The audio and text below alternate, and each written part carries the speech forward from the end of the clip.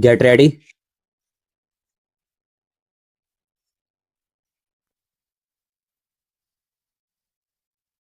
Start.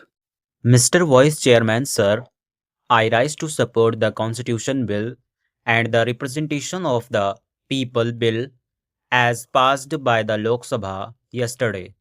I welcome these two bills because their provisions are aimed at creating such qualitative changes in our electoral system as are bound to make elections cleaner and fairer.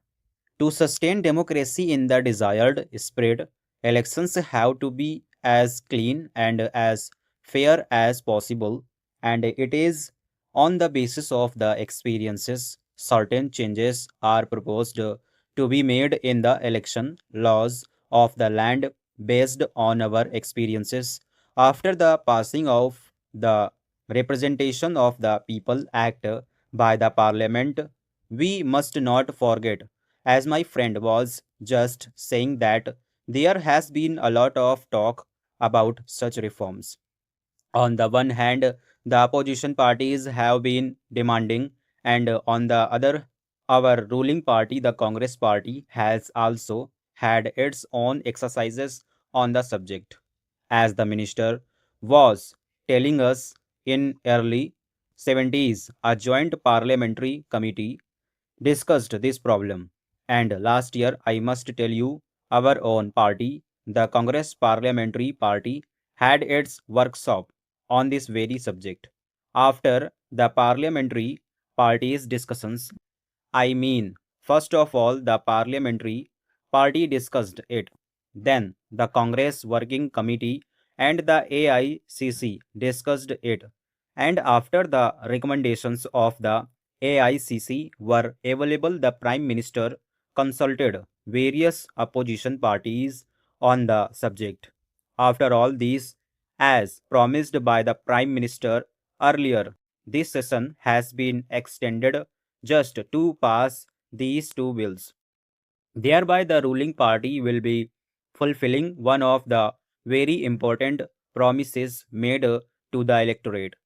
As the 52nd Amendment to the Constitution went a long way in preventing defection amongst political parties, these changes in the election law are also going to have far reaching consequences, and they are bound to make elections much cleaner, and that is the reason why these changes are most welcome. But we must not forget that it is always a continuing process in a democracy. You cannot have an ideal law just today or at any particular time. You have to have experiences, and on the basis of those experiences, you make changes in the law. Just as after 50 years, we are going to make these important changes in the election law. Our electoral system is based mainly on the British pattern. Our election law is based on the British election law, but so far there were two main differences. One, their voting age was 18. In our case, it was 21.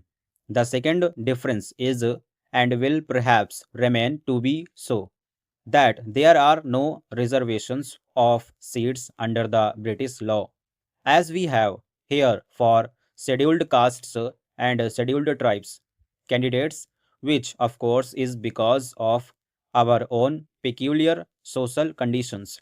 That is why I said perhaps that is going to stay for some time more. So, this is indeed a very welcome step, that we are going to reduce the voting age from 21 to 18. This reduction in voting age will be in consonance with the practice in most of the developed and underdeveloped countries in the world. In the World Atlas of Education, 39 countries are mentioned. In 35 countries out of 39, including USA, UK, etc., the voting age is 18 years.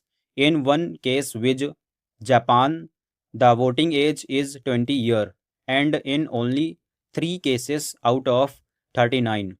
The voting age is 21 years. So, as I said, we are going to be progressive that way. Not only progressive, we are going to do justice to our youth that has been due, that our youth has been demanding for long in India and very legitimately too. I do not know in how many countries they can contest also. I do not have that information. I cannot enlighten you that perhaps you must do, but at least this will enable them to get themselves involved in the election process. They are already involved. They are already take out processions. They do everything. They address meetings also. Only they do not vote, but not election is fought without the help of our young friends. So they are there. At 18 years, they are sufficiently literate, also educated. I think more than 70% in the age group of 18 to 21 years are literate. When the founding fathers of our constitution adopted universal adult suffrage, what was the incidence of education in India? Four-fifths of our people were not even literate, and still people like Pandit Nehru and Mr. Rajendra Prasad said, no literate or not literate, we must give them this right to vote, right to participate in elections. There are so many other arguments for this, and that is why it was granted to them, although they were illiterate. Some people objected also at that time in the Constituent Assembly because they were not aware about it. Stop.